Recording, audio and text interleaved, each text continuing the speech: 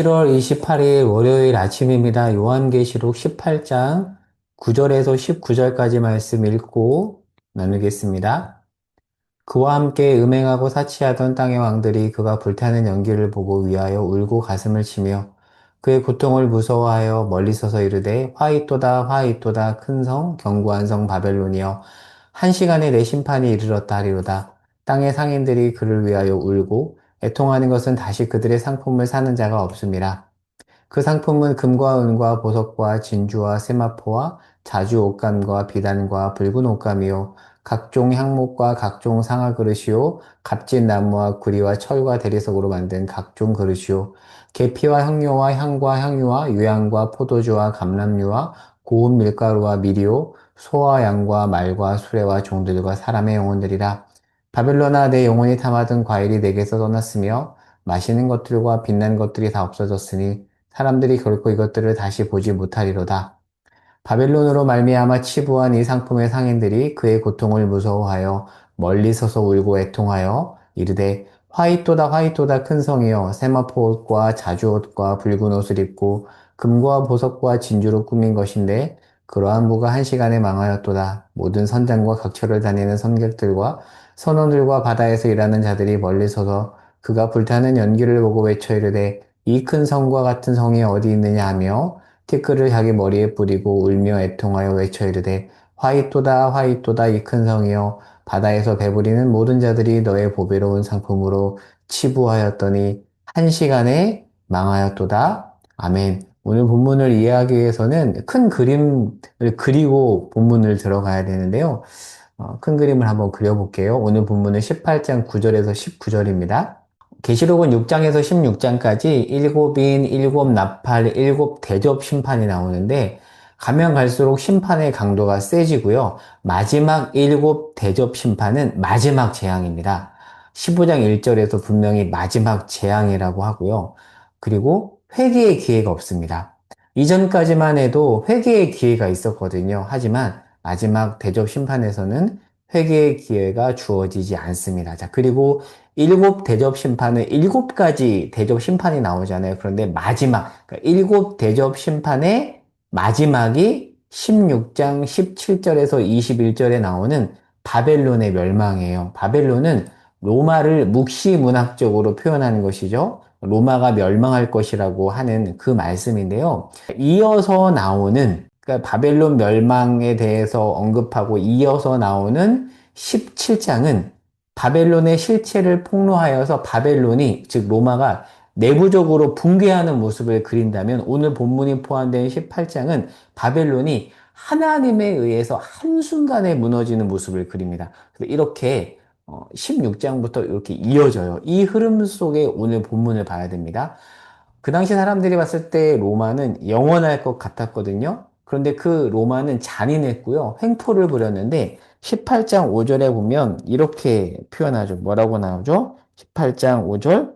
그의 죄는 하늘에 사무쳤으며 하나님은 그의 불의한 일을 기억하신다. 하나님이 안 보고 있었던 것처럼 보이지만 하나님은 다 보고 있었어요. 그들의 불의를 기억하시고 결국 때가 되니까 6절에서 7절에 보면 뭐라고 말하죠?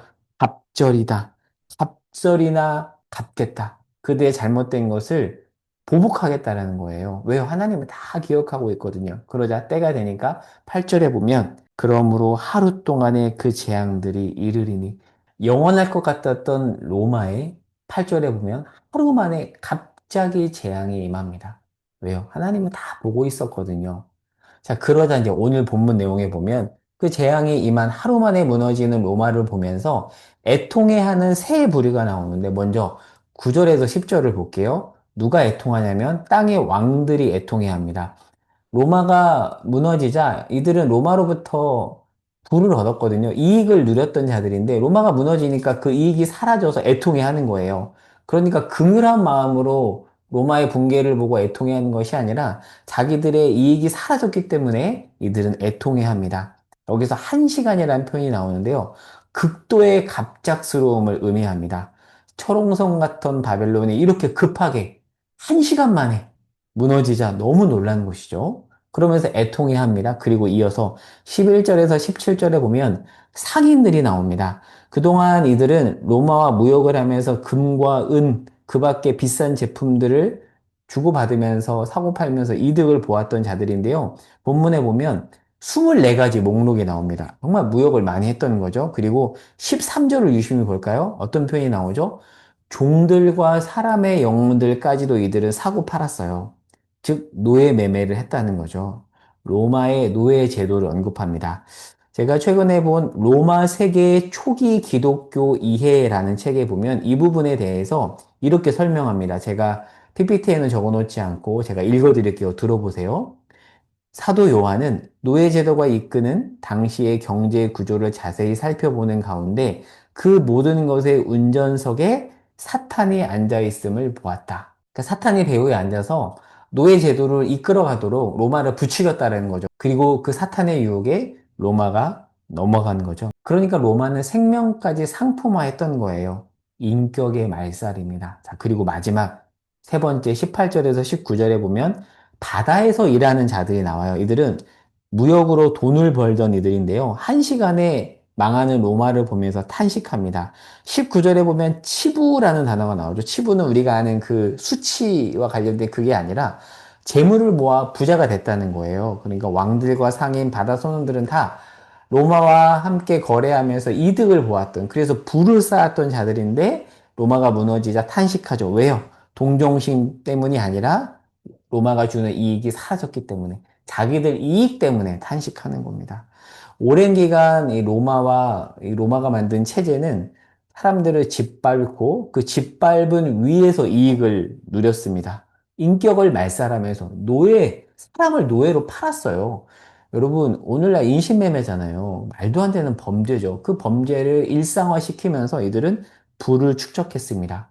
오늘날에도 대놓고 인신매매는 아니지만 이와 비슷한 시스템이 계속되고 있죠. 그런데 하나님은 그 시스템이 잘못된 거라면 반드시 보고 때가 되면 무너뜨리십니다. 물론 그 전에 기회를 주죠. 돌이켜라. 그런데 돌이키지 않고 그 시스템이 계속되면서 사람들을 짓밟는다면 하나님은 때가 되어서 한순간에 그 체제를 무너뜨릴 것입니다. 왜요?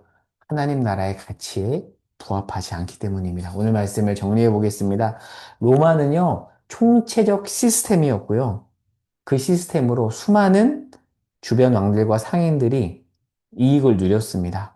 그리고 그들은 로마 시스템은 스스로 하나님 행세를 하면서 기고만장했죠. 그들이 무너질 줄 누구도 몰랐습니다. 사람의 눈으로 볼 때는 영원할 것 같았던 악한 체제였죠. 오늘날에도 이러한 영원할 것 같은 악한 체제들이 있습니다. 그러나 18장과 17장을 보세요. 계속 강조하죠. 한 시간 만에 하나님은 때가 되면 그 체제를 무너뜨릴 것입니다. 왜요? 아까 18장 5절에서 봤잖아요. 하나님은 불의를 기억하세요. 계속 지금도 보고 있습니다. 그 불의를 계속 지켜보고 돌이킬 기회를 주세요. 그런데 돌이키지 않으면 그 불의를 기억하사 한 시간 만에 무너뜨리십니다. 하나님은 잊지 않으시는 분이십니다. 하나님이 어떤 분이신지를 기억하시기 바라고요. 두 가지 적용을 해볼게요. 첫 번째는요, 우리 안에도 바벨론적인 모습이 있습니다.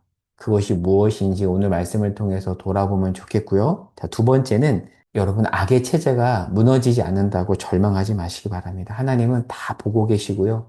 기억하신 바 되고 때가 되면 한순간에 무너뜨릴 것입니다. 우리는 어떻게 해야 될까요? 계속 절망하지 않고 의의 길을 가면 됩니다. 하루하루 의의 길을 계속 묵묵히 가면 됩니다.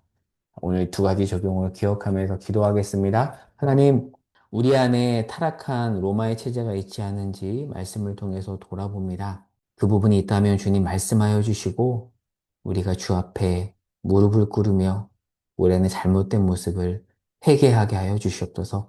회개할 때 긍휼을 베풀어 주시옵소서.